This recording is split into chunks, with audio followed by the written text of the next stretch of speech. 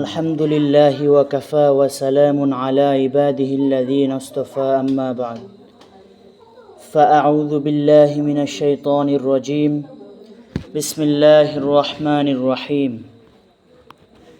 قل إن كنتم تحبون الله فاتبعوني يحببكم الله ويغفر لكم ذنوبكم والله غفور رحيم صدق الله العظيم وصدقه رسوله النبي الكريم ونحن على ذلك من الشاهدين والشاكرين والحمد لله رب العالمين আলহামদুলিল্লাহ আল্লাহ পাকের দরবারে অসংখ্য অগণিত শুকরিয়া যে আল্লাহ রব্বুল আলামিন আমাদেরকে আজকেও আল্লাহর জন্য অল্প সময় হায়াতে জিন্দেগি থেকে কুরবান করার তৌফিক দিয়েছেন, অল্প সময় দিনী আলোচনা কথাবার্তা শোনার তৌফিক দিয়ে দিয়েছেন। এজন্য আমরা আল্লাহ রব্বুল আলামিনের দরবারে শুকরিয়া আদায় করি আলহামদুলিল্লাহ।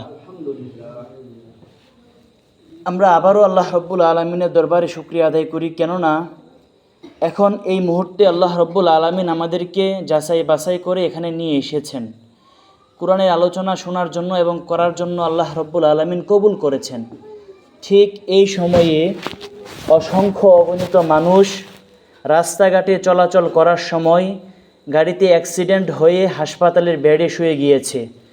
ঠিক এখন এই সময়ে বিভিন্ন মানুষ বিভিন্ন পেরেশানিতে বিপদগ্রস্ত হয়ে অসংখ্য পেরেশানির ভিতর নিমজ্জিত আছে। ঠিক এখন আমরা যেই সময়ে কোরআনের আলোচনা শোনার জন্য বসেছি, এই সময়েই আল্লাহ রব্বুল আলামিন অসংখ্য অগণিত মানুষকে আজরাইল আলাইহিস সালাতু ওয়াস সালামের মাধ্যমে দুনিয়া থেকে চিরতরে উঠিয়ে নিয়েছেন। ঠিক এই সময়ে আল্লাহ রব্বুল আলামিন যখন দুনিয়ার হাজারো অসংখ্য মানুষ এক একজন এক একটা গুনাহের সাথে জড়িত থেকে আল্লাহ তাআলাকে নারাজ করে কদম কদম দিয়ে হেঁটে হেঁটে জাহান্নামের দিকে এগিয়ে যাচ্ছে, তাদের ঠিকানা তারা নিজের হাতে জাহান্নাম বানিয়ে নিচ্ছে, সেই সময় আল্লাহ রব্বুল আলামিন আমাদেরকে আল্লাহ রব্বুল আলামিনের দ্বীনের কথাবার্তা শোনা এবং করার জন্য কবুল করেছেন। এজন্য আমরা আল্লাহ রব্বুল আলামিনের দরবারে আবারও শুকরিয়া আদায় করি আলহামদুলিল্লাহ। আল্লাহ রব্বুল আলামিন যাকে পছন্দ করেন, আল্লাহ রব্বুল আলামিন যাকে তৌফিক দান করেন, একমাত্র তারাই কোরআন হাদিসের আলোচনা করতে পারেন, কোরআন হাদিসের আলোচনা শুনতে পারেন। এজন্য কোরআন হাদিসের আলোচনা শোনার ক্ষেত্রে, কোরআন হাদিসের আলোচনা করার ক্ষেত্রে আমাদের সর্বপ্রথম লক্ষণীয় বিষয় হচ্ছে যে আমরা কোরআন হাদিসের আলোচনা শুনবো একমাত্র আল্লাহ তাআলাকে সন্তুষ্ট করার জন্য। আমরা কোরআন হাদিসের আলোচনা করব একমাত্র আল্লাহ তাআলাকে সন্তুষ্ট করার জন্য। যে আমি আলোচনা শুনতেছি, আমার ভালো লাগতেছে, এই আমার দিল কান খুশি হইতেছে, মন খুশি হইতেছে, তৃপ্তি লাগতেছে, এজন্য শুনলাম না, এরকম যেন না হয়। উদ্দেশ্য থাকবে যে আল্লাহ তাআলার সন্তুষ্টি, এবং উদ্দেশ্য থাকবে যে এই কথাগুলো থেকে আমি যিনি বয়ান করেন তিনিও যেন কিছু নিতে পারেন, যারা শুনেন তারাও যেন এই বয়ান থেকে কিছু সংগ্রহ করে কিছু পাথে অর্জন করে আল্লাহ তাআলাকে সন্তুষ্ট করার জন্য পথ চলতে পারে, এবং জান্নাতে যাওয়ার জন্য যে কিছু বিষয় অর্জন করে ওইভাবে চলা। শুধু বয়ান শুনলাম আর গেলাম আর সে অনুযায়ী আমল করলাম না, সেটা যেন আমাদের না হয়। এজন্য আমরা প্রথমে নিয়ত করে বসবো, যে আলোচনাটুকু হয় সেই আলোচনার উপর আমরা হিম্মত করে বসি যে আমরা ইনশাআল্লাহ তাআলা সেই আলোচনাগুলোর উপর আমল করার চেষ্টা করব। আল্লাহ রব্বুল আলামিন পবিত্র কোরআনুল কারিমে বলেন, কুল ইন কুনতুম তুহিব্বুনাল্লাহ, যে হে নবী, কুল আপনি বলে দিন। নবীকে সম্বোধন করে আল্লাহ রব্বুল আলামিন বলতেছেন, হে নবী আপনি আপনার উম্মতদেরকে বলে দিন, ইন কুনতুম তুহিব্বুনাল্লাহ, যদি তোমরা আল্লাহ তাআলাকে ভালোবেসে থাকো, যদি তোমরা কি করে থাকো, আল্লাহ রব্বুল আলামিনকে ভালোবেসে থাকো, তাহলে কি করো, ফাত্তাবিউনি, তাহলে তোমরা আমি নবীকে অনুসরণ করো, আমি নবীকে অনুসরণ করো। তার মানে কি, যে আল্লাহ রব্বুল আলামিন পবিত্র কোরআনে বলেছেন যে নবী আপনি বলে দিন আপনার উম্মতদেরকে যে তারা যদি আমি আল্লাহকে ভালোবেসে থাকে তাহলে তারা যেন আপনি নবীর অনুসরণ করে। আপনি নবী যেভাবে বলেছেন, আপনি নবী যেভাবে উঠেছেন, আপনি নবী যেভাবে মানুষের সাথে লেনদেন করেছেন, আপনি নবী মানুষের সাথে যেভাবে আচার ব্যবহার করেছেন, আপনি নবী যেভাবে প্রস্রাব পায়খানা করেছেন, আপনি যেভাবে খাবার খেয়েছেন, আপনি যেভাবে ঘুমিয়েছেন, আপনি যেভাবে বাজার করেছেন, আপনি যেভাবে সাংসারিক কাজ করেছেন, প্রত্যেকটা ক্ষেত্রে যেন ওই মানুষগুলা আপনাকে অনুসরণ করে। আপনাকে অনুসরণ করলে কি হবে, তারা যদি প্রত্যেকটা ক্ষেত্রে আপনাকে অনুসরণ করে তাহলে আমি আল্লাহ রব্বুল আলামিন কি করব? ইউহিব্বুকুমুল্লাহ, আমি আল্লাহ, স্বয়ং আমি আল্লাহ ওই মানুষগুলাকে ভালোবাসবো। তাহলে এই আয়াতের এতটুকু অংশ থেকে আমরা বুঝলাম আল্লাহ তাআলা স্বয়ং নবীজিকে বলেছেন যে এ নবী, আপনি আপনার উম্মতদেরকে জিজ্ঞেস করুন যে তারা কি আল্লাহ তাআলাকে ভালোবাসে। যদি তারা আল্লাহ তাআলাকে ভালোবাসে তাহলে তারা যেন কি করে? আপনি নবীকে অনুসরণ করে। নবীকে যখন অনুসরণ করবে তখন আমি আল্লাহ কি করব? যখন কোনো বান্দা নবীকে অনুসরণ করবে, রাসূলকে অনুসরণ করে তার জীবনটাকে সাজাবে, তার জীবনে নবীজি সাল্লাল্লাহু আলাইহি সাল্লামের প্রত্যেকটা আদর্শকে বাস্তবায়ন করবে, খাবারের ক্ষেত্রেও নবীজির কোন আদর্শ সেটাকে বাস্তবায়ন করবে, ঘুমের ক্ষেত্রেও নবীজি সাল্লাল্লাহু আলাইহি সাল্লাম কীভাবে ঘুমিয়েছেন সেটাকে তার জীবনে বাস্তবায়ন করবে, ঠিক তেমনিভাবে কাজ করার ক্ষেত্রে নবীজি সাল্লাল্লাহু আলাইহি সাল্লাম কীভাবে কাজ করেছেন সেটাকে বাস্তবায়ন করবে। মানে এভাবে প্রত্যেকটা কাজের ক্ষেত্রে যখন বান্দা নবীজি সাল্লাল্লাহু আলাইহি সাল্লামের আদর্শকে নিজের জীবনে বাস্তবায়ন করবে তখন আল্লাহ রব্বুল আলামিন কি করবেন? পবিত্র কোরআনুল কারীম আল্লাহ বলে দিয়েছেন যে ইউহিব্বুকুমুল্লাহ, যে আমি আল্লাহ তাদেরকে ভালোবাসবো। তো আল্লাহ তাআলাকে আমাদের ভালোবাসার জন্য আল্লাহ বলে নাই, আল্লাহ বলেছেন যে তোমরা আমার হাবিবকে অনুসরণ করো। যদি তোমরা আমার হাবিবকে অনুসরণ করতে পারো তাহলে আমি আল্লাহ তোমাদেরকে ভালোবাসবো। শুধু কি ভালোবাসবো? শুধু ভালোবাসবো না, আল্লাহ তাআলা আয়াতের পরের অংশে বলে দিয়েছেন ওয়া ইয়াগফিরু লাকুম যুনুবাকুম, এবং তোমাদের পাপ রাশি, তোমাদের গুনাহসমূহগুলোকে আমি ক্ষমা করে দেব। তাহলে নবীজিকে অনুসরণ করলে স্বয়ং আল্লাহ রব্বুল আলামিনের ভালোবাসা পাওয়া যাবে। নবীজিকে অনুসরণ করলে আল্লাহ রব্বুল আলামিন আমাদের গুনাহসমূহকে মাফ করবেন। শুধু আল্লাহ তাআলা গুনাহসমূহকে মাফ করবেন না, এবং আল্লাহ রব্বুল আলামিন বলতেছেন আল্লাহু গফুরুর রহিম, যে আল্লাহ তাআলা তো অতি ক্ষমাশীল এবং পরম দয়ালু। আরে ক্ষমাশীল আল্লাহ তাআলা বলছেন গফুর, গফুর মানে ক্ষমাশীল।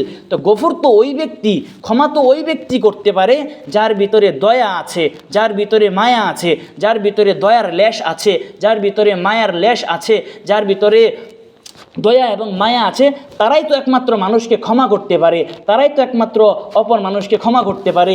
হাজারো কষ্ট আমাকে দিয়েছে, কিন্তু আমার ভিতর যদি দয়া থাকে, আমার কাছে মাফ না চাইলেও আমি, যেহেতু সে নবীজির উম্মত, সে আল্লাহর গোলাম হিসেবে, নবীজির উম্মত হিসেবে আমি তাকে মাফ করে দেব, কেন আমার ভিতর মায়া আছে।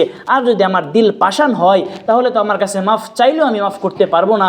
কিন্তু আল্লাহ রব্বুল আলামিন বলেন ইন্নাহু হুয়াল গফুরুর রহিম, যে আমি আল্লাহ তো ক্ষমাশীল এবং দয়ালু। তো গফুর মানে আল্লাহ তাআলা ক্ষমা করেন, ক্ষমাশীল। তো আল্লাহ ক্ষমা যিনি করেন তার ভিতরে তো দয়া অবশ্যই আছে, দয়া আছে বিধাই তো আল্লাহ তাআলা ক্ষমা করেন। তাহলে পাশাপাশি আবার রহিম শব্দ আল্লাহ কেন আনলেন? গফুরুর রহিম, গফুর তো ক্ষমাশীল এবং দয়াশীল উভয়টাই, তো আবার রহিম কেন আনলেন? এই রহিমের ব্যাখ্যায় মুফাসসিরিনে কেরাম বলেন যে আল্লাহ রব্বুল আলামিন শুধু ক্ষমা করেন না, বরং আল্লাহ রব্বুল আলামিন জিন্দেগির সমস্ত গুনাহসমূহকে তো ক্ষমা করেনি, এই গুনাহসমূহকে তো মুছে দেনই, আবার এই গুনাহের জায়গাগুলো কি আল্লাহ রব্বুল আলামিন ক্ষমা করে দিয়ে নেকি দ্বারা পরিবর্তন করে দেন। এজন্য মুফাসসিরিনে কেরাম বলেন আল্লাহ গফুর শব্দের পাশাপাশি রহিম শব্দ নিয়ে এসেছেন। এখন আমরা অনেকে দাবি করি, বলি যে আমরা আল্লাহ তাআলাকে ভালোবাসি, আমরা নবীজি সাল্লাল্লাহু আলাইহি সাল্লামকে ভালোবাসি, অথচ নবীজি সাল্লাল্লাহু আলাইহি সাল্লামের তরিকা মতো আমরা চলি না। নবীজি সাল্লাল্লাহু আলাইহি সাল্লাম যেভাবে চলতে বলেছেন সেভাবে আমরা চলি না। নবীজি সাল্লাল্লাহু আলাইহি সাল্লাম যেভাবে কথা বলতে বলেছেন সেভাবে আমরা কথা বলি না। নবীজি সাল্লাল্লাহু আলাইহি সাল্লাম যেভাবে ঘুমাতে বলেছেন সেভাবে আমরা ঘুমাই না। তাহলে এভাবে যদি আমরা প্রত্যেকটা কাজ যেভাবে নবীজি বলেছেন, আল্লাহ দিক নির্দেশনা দিয়েছেন, সেভাবে যদি আমরা না চলি, আর যদি আমরা জবান দিয়ে শুধু বলি যে আমরা নবীজিকে ভালোবাসি, আমরা আল্লাহকে ভালোবাসি, তাহলে এই ভালোবাসার দাবিদার শুধুই মিথ্যা ছাড়া আর কিছু হবে না। আমি মিথ্যুক বলে গণ্য হব, কারণ ভালোবাসার দাবিদার তো ওটাই যে আমি নবীজিকে ভালোবাসি, নবীজির আদর্শকে আমার জীবনে বাস্তবায়ন করব। আমি আল্লাহ তাআলাকে ভালোবেসে আল্লাহ তাআলা যেগুলো বলেছেন সেগুলো আমার জীবনে বাস্তবায়ন করব।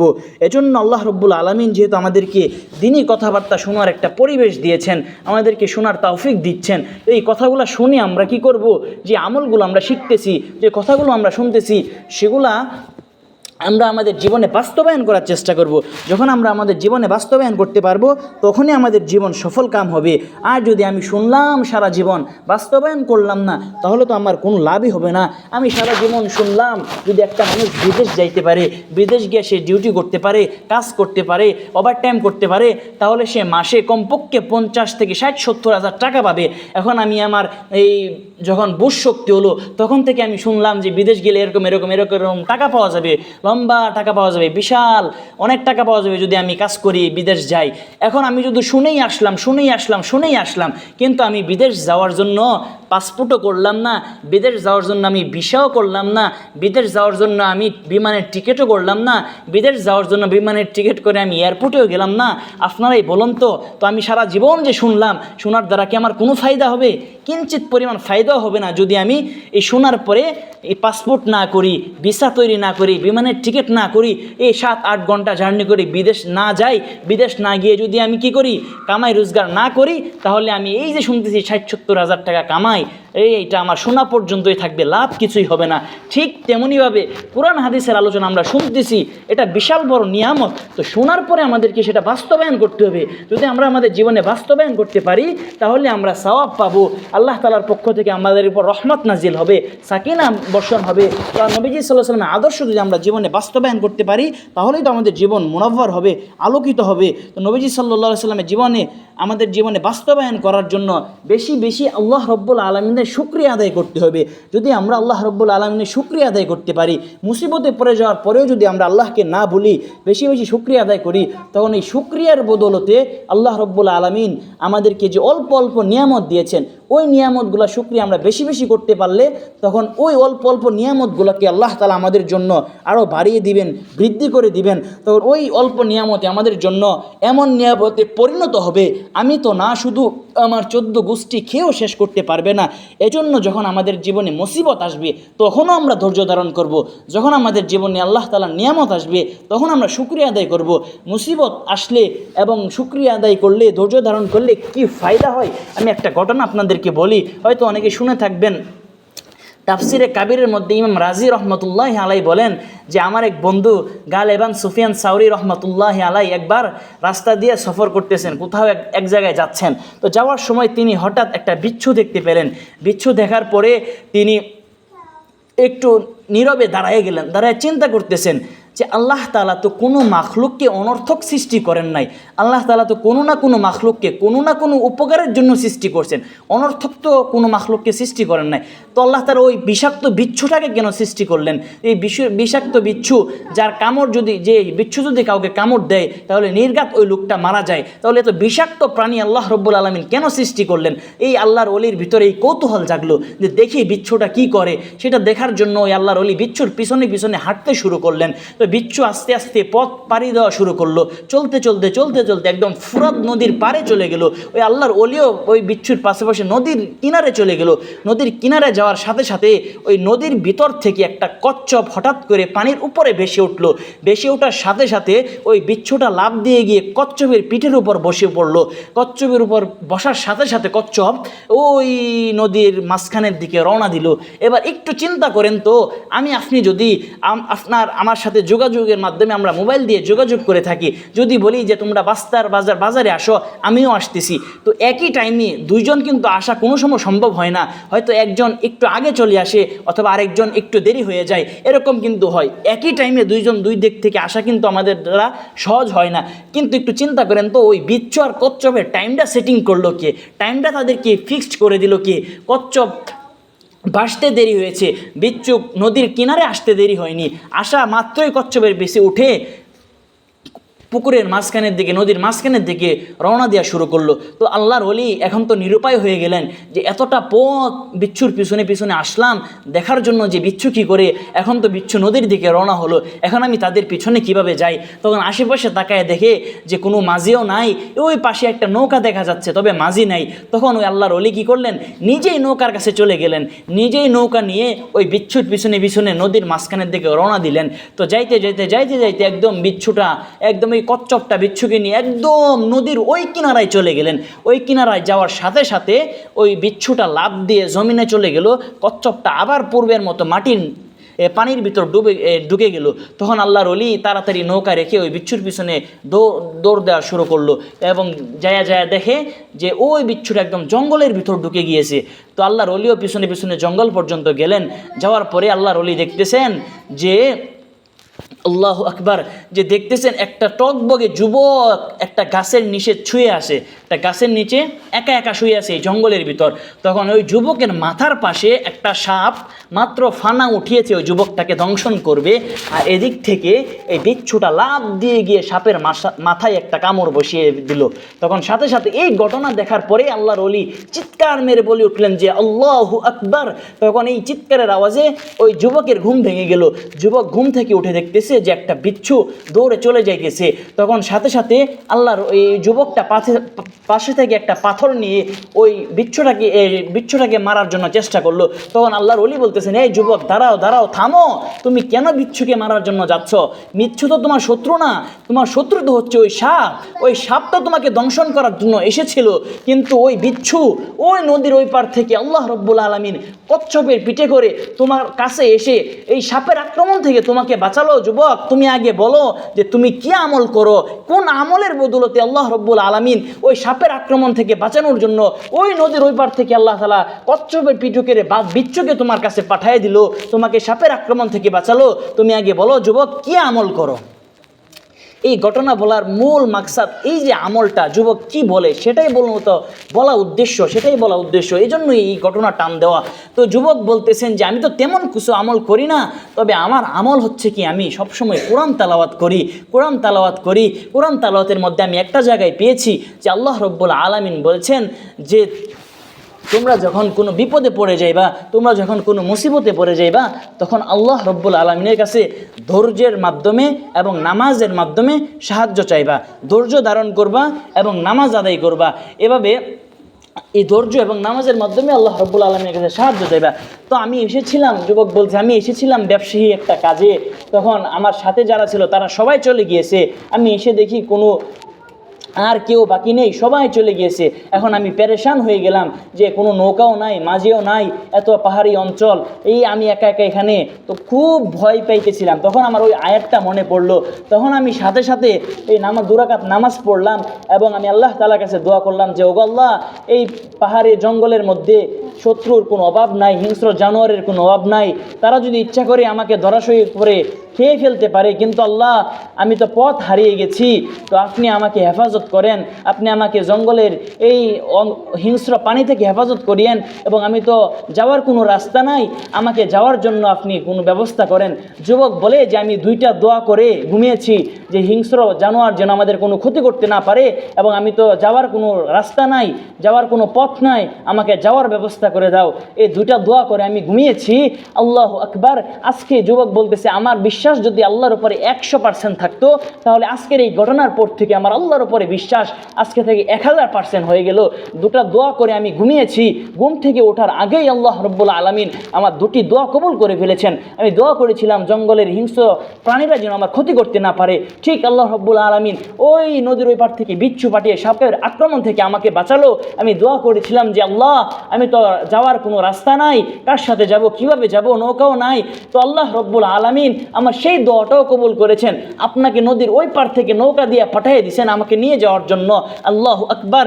আমি এই ঘটনা থেকে যেটা বোঝাতে চাচ্ছি যে যুবক কি করে, আমল কি করে, শুধু সেরেফ একটা আমল করে, কি করে, কোরআন তালাওয়াত করে। এই কোরআন তালাওয়াতের এত গুরুত্ব, এত ফজিলত, এত আহামিয়ত, এজন্য আমরা কোরআন তালাওয়াতের প্রতি খুব গুরুত্ব দিব। কোরআন তালাওয়াত আমরা যারা পারি তারা তো পড়বই, আর যারা পারি না তারা শেখার চেষ্টা করব। এই যে জবান আল্লাহ রব্বুল আলামিন দিয়েছেন, এই জবান দিয়ে সারাদিনে কত ঘন্টার ঘন্টা আমি না কথা বলি, যদি হিসাব করি কত হাজার কথা আমরা সারাদিনে বলি। কিন্তু আফসোস এবং পরিতাপের বিষয় হলো আল্লাহ রব্বুল আলামিন যিনি আমাদেরকে সৃষ্টি করেছেন, যিনি আমাদেরকে রিজিক দিচ্ছেন, যিনি আমাদেরকে হাঁটাচলা করার তৌফিক দিচ্ছেন, যিনি আমাদেরকে প্রত্যেকটা কাজ করার জন্য শরীরে শক্তি দিচ্ছেন, সেই আল্লাহ রব্বুল আলামিনকে সন্তুষ্ট করার জন্য সারাটা দিন চলে যায়, আরে সারাটা সপ্তাহ চলে যায়, সারাটা মাস চলে যায়, এমনকি অনেকের তো হয় সারাটা বছর চলে যায়, একটি বারের জন্য কোরআন শরীফ ছুঁয়েও আমরা দেখি না। এটা তো মুসলমান হিসেবে আমাদের জন্য বড়ই খতরনাক, বড়ই দুঃখজনক ব্যাপার। এজন্য আজকের এই বয়ান থেকে আমরা হিম্মত করব যে আল্লাহ আপনি আমাদেরকে বয়ানে নিয়ে এসেছেন, কথাগুলো শোনার তৌফিক দিয়েছেন, যেহেতু কথাগুলোর শোনার তৌফিক দিয়েছেন, আমরাও হিম্মত করে নিলাম যে আজকে থেকে কোরআন আমরা যারা পড়ি পারি প্রতিদিন পড়বো, আর যারা পারি না যে আজকে থেকে হিম্মত করলাম, যারা পারে তাদের থেকে অল্প অল্প অল্প অল্প করে শেখার চেষ্টা করব। যদি কোরআনকে আমরা আপনায় নিতে পারি, কোরআনকে আমরা মহব্বত করতে পারি, কোরআনকে আমরা আমাদের জীবনে বাস্তবায়ন করতে পারি, তাহলে আল্লাহ রব্বুল আলামিন আমাদের জীবনকে আলোকিত করবেন, দুনিয়ার জীবনও মুনাফফর করবেন, আখিরাতের জীবনও আলোকিত করবেন। এজন্য আমার আজকে বয়ান থেকে 1 নম্বর সবক হচ্ছে কি, আমরা কোরআন তালাওয়াত করব। আমরা কি করব? কোরআন তালাওয়াত করব। যারা পারি না তারা কোরআন শিখব। 2 নম্বর এই ঘটনা বলেই আমি শেষ করব। 2 নম্বর হচ্ছে যে আমাদের জীবনে আমরা কিছু গোপন আমল তৈরি করব। আমাদের জীবনে আমরা কিছু গোপন আমল বানাবো, গোপন আমল যেটা কেউ জানবে না, শুধু আমি জানবো আর আমার আল্লাহ জানবে, আর যেন কেউ না জানে।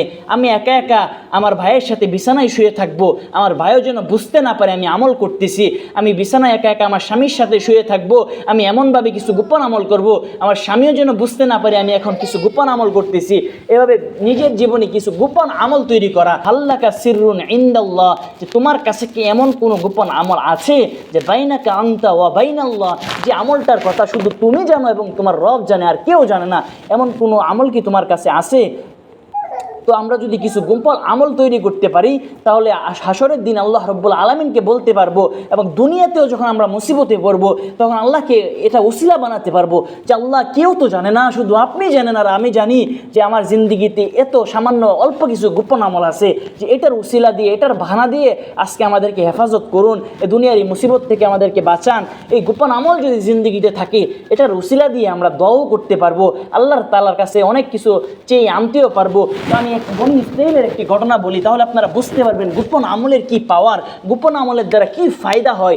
বনি ইসরাইলের 3 জন লোক ছিল, ব্যবসায়ী কাফেলা, তারা ব্যবসা করার উদ্দেশ্যে দূরে এক জায়গায় সফরে গিয়েছেন। তো আগেরকার জামানায় তো বর্তমান জামানার মতো অটো ছিল না, রিক্সা ছিল না, বাস ছিল না, এগুলো কিছুই ছিল না। হয়তো মানুষ পায়ে হেঁটে সফর করত, বেশিরভাগ মানুষ পায়ে হেঁটেই সফর করত, আর যারা খুব স্বাবলম্বী ছিল তারা ঘোড়া দিয়ে, তারা উট দিয়ে সফর করত। তো এই 3 যুবক পায়ে হেঁটে ব্যবসায়ীর উদ্দেশ্যে বহু দূর সফর করার জন্য গেলেন, ব্যবসায়ী উদ্দেশ্যে। তখন তারা এই ব্যবসা থেকে ফেরার পথে পাহাড়িয়া পথ যাওয়ার সময় হঠাৎ ঝড় তুফান শুরু হলো। ঝড় তুফান শুরু হওয়ার সাথে সাথে তারা একটা গুহার ভিতর গিয়ে আশ্রয় নিল। আশ্রয় নেওয়ার সাথে সাথে একটু পরেই এই ঝড় তুফানের প্রচণ্ড বেগে পাহাড়ের উপর থেকে বিশাল একটা পাথর এসে এই গুহার মুখের ভিতর আটকা পড়লো। তারা গুহার ভিতরে আটকে গেল, গুহার মুখে একটা বিশাল পাথর পড়ে গেল। তখন 3 জন কত চেষ্টা করতেছে পাথরটাকে সরানোর জন্য, কিন্তু সরাতে পারতেছে না। 3 জন তো পেরেশান হয়ে গেল, আহারে এই পাথর যদি আমরা সরাতে না পারি আমরা বের হতে পারবো না, আর যদি বের হতে আমরা না পারি তাহলে আমাদের সাথে তো খাবারও আর মাত্র অল্প আছে, এই খাবারগুলো খেয়ে শেষ হয়ে যাবে, তখন তো আমাদের কাছে পানিও থাকবে না, খাবারও থাকবে না, বেরও হতে পারবো না, নিশ্চিত আমরা অনাহারে পড়ে কঙ্কাল হয়ে এখানে মরে যাব। তো 3 জন পেরেশানগ্রস্ত হয়ে গেলেন, কি করা যায়, যে এখন থেকে যদি গুহার ভিতর থেকে যদি আমরা চিৎকার করতে থাকি, চেঁচামেচি করতে থাকি, তো যদিও বাহিরে আওয়াজ যাবে না পাথরের কারণে, আর যদিও যায় নিশ্চিত মানুষ মনে করবে এটা যে গুহা, বোঝাই যাচ্ছে না পাথর পড়ার কারণে, নিশ্চিত মানুষ মনে করবে হয়তো জিনেরা কোনো আওয়াজ করতেছে, মানুষ আরও দৌড়ে পালাবে, আমাদেরকে বাঁচাবে তো দূরের কথা, মানুষ ভয়ে কাছেই আসবে না। তো পেরেশান হয়ে গেলেন 3 জন, কীভাবে এই কঠিন মুসিবত থেকে আমরা বাঁচতে পারি, এই কঠিন মুসিবত থেকে আমরা বেরিয়ে আসতে পারি। তখন একজন বলল যে আমি আল্লাহ তাআলার কাছে একটা বিষয়ে দোয়া করি, আগে দেখি আল্লাহ এই দোয়াটা আমার কবুল করে কিনা। তখন ওই আল্লাহর বান্দা আল্লাহ রব্বুল আলামিনের কাছে দোয়া করতে শুরু করলেন যে ওগো আল্লাহ, আমি দুনিয়াতে বকরি ছাগল নিয়ে মাঠে যাইতাম, ছাগল চড়াতাম, এবং ছাগল চড়িয়ে আমি কি করতাম, সন্ধ্যাবেলা বাড়িতে আসতাম। সন্ধ্যাবেলা বাড়িতে এসে আমার বৃদ্ধ মা বাবা ছিল, ওই মা বাবাকে ছাগল থেকে দুধ দহন করতাম। দুধ দহন করার পরে আমার ছোটো ছোটো বাচ্চা ছিল, আমার স্ত্রী ছিল, আমার পরিবার ছিল, আমি আমার পরিবারকে রেখে আমি আমার পিতা মাতাকে আগে দুধ খাওয়াতাম, তারপর আমি আমার বাচ্চাদেরকে খাওয়াতাম। আল্লাহ, একদিন আমি ছাগল চড়ানোর জন্য একটু দূরে চলে গিয়েছিলাম, তো সেদিন আসতে আসতে আমার একটু রাত্র হয়ে গিয়েছিল। আমি বাড়িতে এসে যখন দুধ দহন করে পিতা মাতার কাছে আসলাম, তখন এসে দেখি আমার পিতা মাতা ঘুমিয়ে গেছে। আমি চিন্তা করলাম এখন যদি আমার বাপ মাকে আমি ডাকি তো আমার আব্বা আম্মার ঘুমের ব্যাঘাত ঘটবে, কষ্ট পাবে তারা। এজন্য আমি দুধের পেয়ালাটা হাতে নিয়ে আমি দাঁড়ায় রইলাম, এবং আমার সন্তানগুলো ক্ষুধার যন্ত্রণায় ছটফট ছটফট করতেছিল, তারা আমার স্ত্রীর পায়ে পড়ে কান্না করতেছিল যে আম্মু আমাদেরকে খাবার দাও। সেদিন আমি বাপ আমার হৃদয়কে শক্ত করেছিলাম যে আল্লাহ, আমি তো আমার পিতামাতাকে না খাইয়ে তাদেরকে আমি খাওয়াই না, তো আজকেও আমি তাদেরকে না খাইয়ে তাদেরকে আমি খাবার দেব না। আমি তাদেরকে ধৈর্য ধরার জন্য বললাম। আমি সারা রাত দাঁড়ায় রইলাম। যখন আমার পিতামাতা ঘুম থেকে উঠলো, আমি তাদেরকে প্রথম খাওয়ালাম, তারপর আমি আমার সন্তানদেরকে খাওয়ালাম। ওগো আল্লাহ, ওই দিন ওই কাজটা তো আমি একমাত্র আপনাকে সন্তুষ্ট করার জন্য করেছিলাম। সুতরাং ওই কাজটা যদি আপনার দরবারে কবুল হয়ে থাকে, তাহলে আজকে এই কঠিন মুসিবতের দিনে ওই গুহা থেকে আপনি আমাদেরকে ওই উসিলাকে বাহানা করে আমাদেরকে আজকে আপনি হেফাজত করুন, আমাদেরকে রক্ষা করুন। আল্লাহু আকবার। এই দোয়াটা করার সাথে সাথে পাথরটা গুহার মুখ থেকে একটু সরে গেল। তখন তো তাদের ভিতর আরেকটু আশ্বাস জাগলো, আহারে একটা দোয়া করলাম, একটা বাহানা আল্লাহর কাছে পেশ করলাম, সাথে সাথে পাথরটা একটু সরে গেল। তখন দ্বিতীয় জন এখন দোয়া করতে শুরু করলো যে আল্লাহ, দুনিয়াতে আমি আমার বাড়িতে কর্মচারী এনেছিলাম কাজ করার জন্য, সেই লোক সে একদিনের বেতন না নিয়ে চলে গেছিল। তখন আমি সেই একদিনের টাকা দিয়ে একটা ছাগল আস্তে আস্তে আস্তে আস্তে এই টাকাটা জমায়ে ব্যবসার কাজে লাগিয়ে প্রথম একটা ছাগল কিনেছিলাম। যখন ওই ছাগল কিনেছিলাম, ওই ছাগল থেকে তখন ওই ছাগলে আরও বাচ্চা দিল, ওই বাচ্চা থেকে আরও বাচ্চা হলো, ওই বাচ্চা থেকে আরও বাচ্চা হলো। মানে এভাবে হতে হতে হতে হতে প্রায় একটা মাঠ ভরে গিয়েছিল। ও আল্লাহ, দীর্ঘদিন পরে আমার ওই কাজের লোক সে এসে বলতেছেন যে আমি যে আপনার কাছে একদিনের বেতন পাও না, ওই বেতনের টাকাটা আপনি আমাকে দেন। তখন আমি চিন্তা করেছিলাম তার টাকা দিয়েই তো আমি আস্তে আস্তে বাড়িয়ে ওই ছাগল কিনেছিলাম, ছাগল থেকে বিশাল ছাগল হয়েছে, তাহলে তো প্রকৃতপক্ষে মালিক সে। তখন আমি কি করেছিলাম, বলেছিলাম যে ওই যে মাঠে দেখতেছো ছাগল, ওই ছাগলগুলো সবগুলো তোমার নিয়ে যাও। তখন কি বলে, আপনি আমাদের সাথে ঠাট্টা করেন নাকি, মস্করা করেন নাকি? বলে না না না, তুমি যে আমার কাছে টাকা পাইতা, ওই টাকাটাই এই টাকাটা আমি বাড়াতে বাড়াতেই ব্যবসা করে করে করে করে তখন ছাগল কিনেছিলাম। ওই ছাগল দিয়ে আস্তে আস্তে আস্তে আস্তে হতে হতে মাঠ ভরে গিয়েছে, সুতরাং সবগুলো তোমার, তুমি নিয়ে নাও। তখন আল্লাহ, ওই যুবক বলতেছেন যে আল্লাহ, আমি তো সেদিন সবগুলো ছাগল দিয়ে দিয়েছিলাম, সেদিন যদি আমি পারতাম একটা ছাগল দিয়ে তাকে বিদায় করে দিতে পারতাম, দুইটা ছাগল দিয়ে তাকে বিদায় করে দিতে পারতাম, কিন্তু আমি সেদিন পুরো মাঠের ছাগল তাকে দিয়ে দিয়েছিলাম। আল্লাহ, ওই দিনের ওই আমলটা যদি আপনার কাছে কবুল হয়ে থাকে, তাহলে আপনি আজকে এই গুহার এই বিপদ থেকে আপনি আমাদেরকে রক্ষা করুন। তখন সাথে সাথে এই দোয়াটা করার সাথে সাথে আল্লাহ রাব্বুল আলামিন এই গুহা থেকে পাথরটা আরেকটু সরিয়ে দিলেন। তখন তৃতীয় জন দোয়া করতে থাকলেন। আসলে সময় সংক্ষিপ্ত, আজান হয়ে গেছে, এজন্য আমি 3 নাম্বারটা বলতেছি না। এই তৃতীয় জন যখন আল্লাহর কাছে দোয়া করেছিলেন, তখন এই তৃতীয় জনের দোয়ার সাথে সাথে আল্লাহ তাআলা পাথরটাকে গুহার মুখ থেকে এমনভাবে সরিয়ে দিয়েছিলেন যেন গুহার মুখে কোনো পাথরই ছিল না। এই ঘটনা থেকে আমরা কি বুঝলাম, যে তাদের জিন্দিগিতে কিছু আমল ছিল, এই আমলগুলো আল্লাহ রাব্বুল আলামিনের কাছে পেশ করেছেন। এই পেশ করার দ্বারা আল্লাহ তাআলা তাদেরকে কি করলেন, মহা মুসিবত থেকে হেফাজত করলেন, উদ্ধার করলেন। এই জন্য আমি যে এতটুকু আলোচনা থেকে যা বললাম, 1 নাম্বার আমরা বেশি বেশি কোরআন তেলাওয়াত করব। আর যারা কোরআন তেলাওয়াত পারে না, এরা নিঃসন্দেহে একদম একাগ্রতার সাথে কোরআন তেলাওয়াত শেখার চেষ্টা করব। দ্বিতীয় নাম্বার বিষয় যেটা বলছি, যে আমরা আমাদের জীবনে গোপন আমল কিছু তৈরি করব। 3 নাম্বার বিষয় হচ্ছে আমরা আমাদের জীবন নিয়ে একটু মুহাসাবা করব, আমাদের জীবন নিয়ে একটু হিসাব নিকাশ করব, যে আমার জীবন তো একদম শেষ হয়ে গিয়েছে, এখন তো আজরাইল যখন আসবে তখনই নিয়ে যাবে, কখন চলে আসে জানা নাই। তো আমার জীবনে নামাজের কমতি, আমার জীবনে রোজার কমতি, আমার জীবনে গীবতের গুনাহ রয়েছে, আমার জীবনে নজরের হেফাজত না করার গুনাহ রয়েছে, আমার জীবনে পর্দা করি নাই সেটার গুনাহ রয়েছে, আমার জীবনে আমি মানুষকে কষ্ট দিয়েছি সেটার গুনাহ রয়েছে। মানে এভাবে যদি হিসাব করতে থাকি, তাহলে আমার আমল নামার মধ্যে গুনাহ আর গুনাহ আর গুনাহ, ওই মুহাসাবা করে করে দিলকে আল্লাহর দিকে মুতওয়াজ্জু করা, যে আল্লাহ, আমার জিন্দিগিতে তো গুনাহে আমল নামা ভরপুর, আর নেক আমল তো তেমন কিছু নাই, সুতরাং আপনি আমাকে মাফ করেন এবং সামনের জীবনে সুন্দরভাবে কাটানোর তৌফিক দেন। এভাবে দিলকে প্রস্তুত করা, মাঝে মধ্যে খুব একান্তে বসে বসে মুহাসাবা করা। আমরা তো এখন শুক্রবারে অনুষ্ঠানের দিন বানিয়ে ফেলছি, শুক্রবারে বিভিন্ন জায়গায় দাওয়াত, ওই জায়গায় যাই আমরা সময়গুলোকে নষ্ট করতেছি। অথচ আমাদের উচিত ছিল শুক্রবারে কোথাও বেড়ানোর জন্য না গিয়ে শুক্রবার দিন নিজেকে একদম কাজকর্ম থেকে ফারেক করে, কাজকর্ম সকাল সকাল শেষ করে সারাদিন মুহাসাবা করার, যে আমার পুরাটা সপ্তাহ কীভাবে কাটলো, কীভাবে কাটানোর দরকার ছিল আর আমি কীভাবে কাটালাম।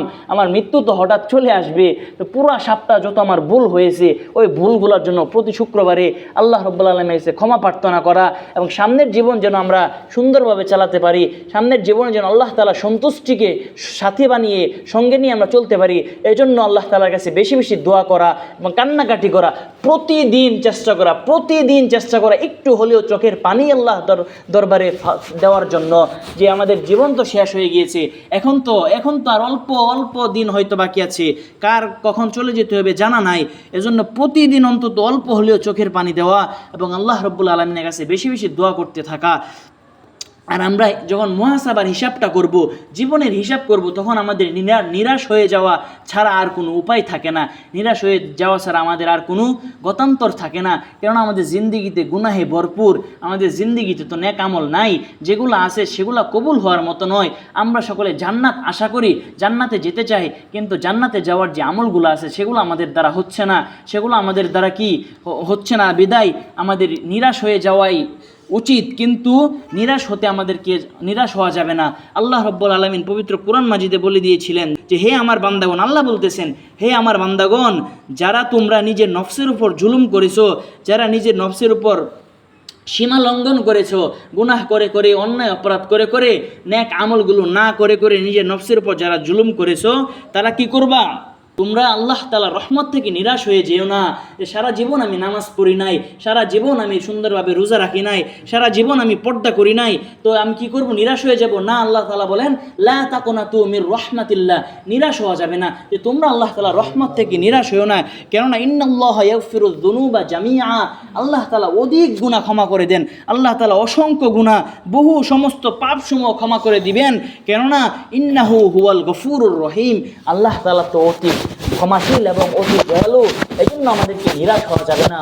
আল্লাহ রাব্বুল আলামিনের কাছে দু হাত তুলে একান্তে বসে চোখের পানি ছেড়ে বলতে হবে, আল্লাহ চলে তো যেতে হবে, অন্ধকার কবর তো সামনে প্রস্তুত, অন্ধকার কবরে তো একা থাকতে পারবো না, এখানে তো সাথীও নাই, বাতিও নাই, বন্ধুও নাই, বান্ধবও নাই। আল্লাহ আপনি যদি আমাদেরকে আপনার করে না নেন, ওই অন্ধকার কবরে আমরা কিভাবে থাকবো? এভাবে দিলকে আল্লাহর দিকে ঝুঁকিয়ে ফেলা, দিলকে আল্লাহর দিকে ঝুঁকিয়ে বলতে থাকা নিজের অপরাধগুলোর কথা নিজেই, যে আল্লাহ জীবনে আমি পর্দা করি নাই, পর্দা করলেও আমি একজনের সাথে করি, আরেকজনের সাথে করি না, যার সাথে মন চাই করি, যার সাথে মন চাই না তার সাথে করি না, যার সাথে ইচ্ছা কথা বলি, যার সাথে ইচ্ছা কথা বলি না। এই ক্ষেত্রে আমরা অনেক সময় ভুল করে থাকি, যে আমরা অনেকে মনে করে থাকি যে পর্দার ভিতরে থেকে কথা বলা যাবে। হ্যাঁ, এটা কখন শরীয়ত অনুমতি দিয়েছে? যখন জরুরি পর্যায়ে পৌঁছে যাবে, জরুরি একজন কথা না বললেই নয়, যেখানে আপনার কথা বলতেই হবে, না বললে কোনো বিশাল ধরনের একটা ক্ষতি হয়ে যাবে, ওই মুহূর্তে আপনি কথা বলবেন। আর যদি সাধারণ বিষয় কথা না বললেও চলে, সেখানে কথা বলার কোনো জরুরত নাই, কোনো আওয়াজ নাই। রমজানদের ব্যাপারে পর্যন্ত কোরআনের আয়াত নাজিল হয়েছে যে আপনারা যখন কথা বলবেন নিচু আওয়াজে কথা বলবেন, কেননা যাদের অন্তরে রোগ আছে, মরজ আছে, তারা আপনাদের কথা থেকেও খারাপ চিন্তা নেবে, আপনাদের কথার কারণে তারা গুনাহে লিপ্ত হবে, সুতরাং আপনি গুনাহগার হবেন। তো কথা কখন বলবে? যদি বলতে হয় বিশেষ প্রয়োজনে, না বললেই নয়, তখন বলবে। আর বলবে ওই যে তখন মিষ্টি সুরে বলতে পারবে না, কর্কশ ভাষায় বলতে হবে। কর্কশ ভাষা শোনার পরে যেন পুরুষটা বলে যে কি মহিলা, এটা কেমনে কথা কয়। হ্যাঁ, আপনার অপ্রশংসা করুক, কিন্তু সেটাই শরীয়তের নিয়ম। কথা যদি বলতে হয় বিশেষ প্রয়োজনে, তখন আপনাকে কর্কশ ভাষা ব্যবহার করতে হবে, ওইভাবে চলতে হবে। এখন আল্লাহ তাআলার কাছে বলতে হবে যে আল্লাহ সারা জীবন পর্দা করি নাই, সবার সাথে পর্দা করা দরকার ছিল, কারোর সাথে করছি, কারোর সাথে করি নাই। আল্লাহ আপনার কাছে মাফ চাই, এবং আল্লাহ যেভাবে চলার কথা ছিল সেভাবে চলতে পারি নাই।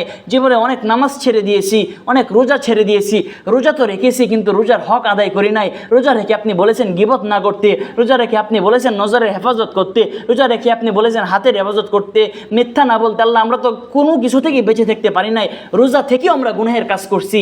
আল্লাহ এইভাবে আমাদের আমলগুলো গুনাহের দ্বারা পরিবর্তন হয়ে গেছে।